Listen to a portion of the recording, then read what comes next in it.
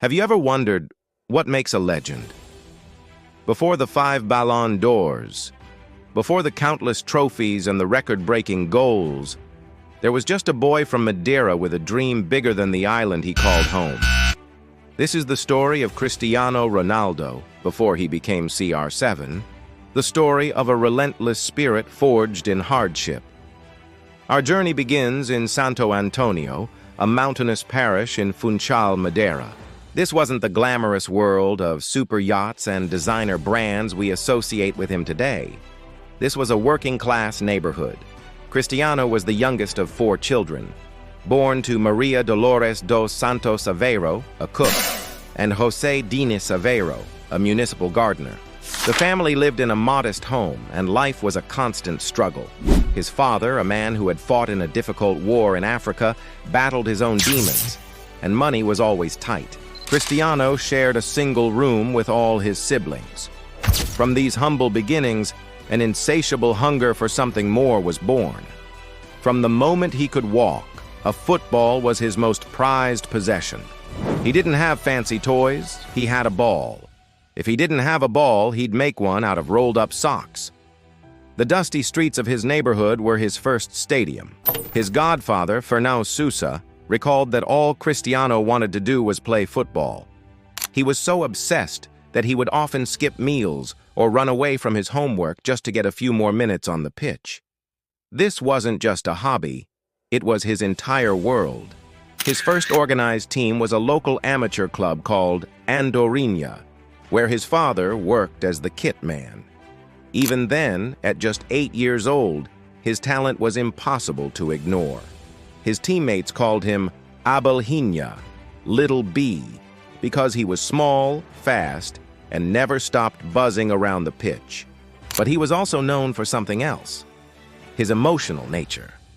They also called him Chorão, or crybaby, because he would burst into tears if he didn't get the ball or if his team lost. This wasn't a sign of weakness.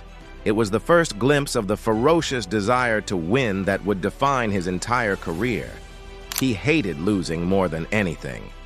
Word of this prodigy spread quickly across the small island. By the age of 10, he was signed by the biggest club in Madeira Nacional.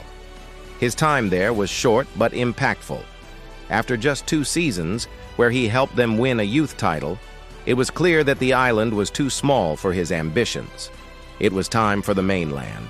This led to a 3-day trial that would change his life forever. The destination, Lisbon, with one of Portugal's biggest clubs, Sporting CP. Imagine being just 12 years old, leaving your family and everything you've ever known to chase a dream. That was Cristiano's reality.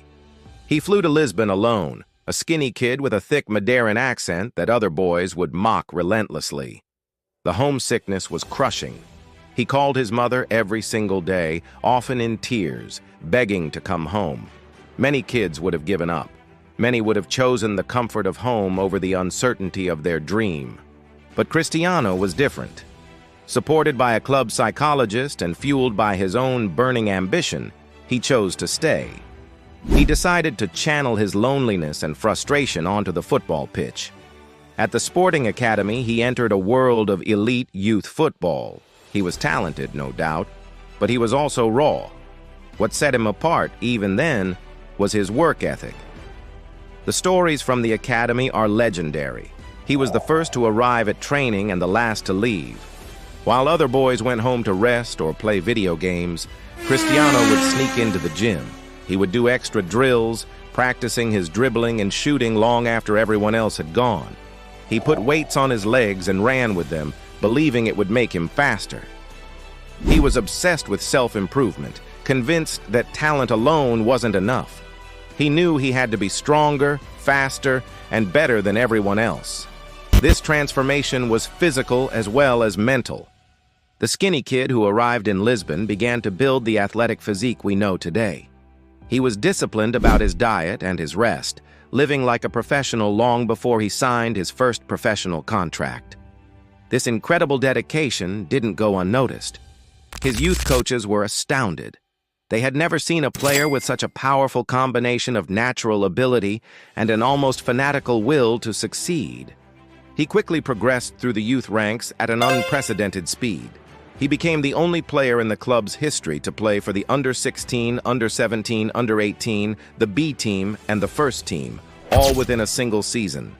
At just 16 years old, the first team manager, Laszlo Ballon, was so impressed that he promoted him to the senior squad. Ballon saw his explosive speed and incredible dribbling, but also noticed his decision-making could be selfish. He encouraged Cristiano to work on his team play, but he knew he had a diamond in his hands. The big moment arrived on August 6, 2003. Sporting CP was inaugurating their new stadium, the Estadio José Alvalade, with a friendly match. The opponent? The mighty Manchester United, managed by the legendary Sir Alex Ferguson. That night, a scrawny 18-year-old with frosted tips in his hair and the number 28 on his back put on a masterclass. He tormented the experienced Manchester United defenders, particularly John O'Shea. His speed, his tricks, his fearless dribbling, it was a spectacle. He was playing with the joy of that little boy on the streets of Madeira, but with the skill of a seasoned pro. On the flight back to England, the Manchester United players couldn't stop talking about him. They pleaded with their manager, "Gaffer, you have to sign him." Sir Alex Ferguson, a man who rarely bowed to pressure, already knew. He had seen something special. He refused to leave Portugal without securing the young winger's signature. He saw not just a talented player, but a young man with a unique determination. Just days later, a deal was struck. Cristiano Ronaldo was a Manchester United player. He arrived in England as a relatively unknown teenager, handed the iconic number 7 shirt previously worn by club legends like George Best, Eric Cantona, and David Beckham.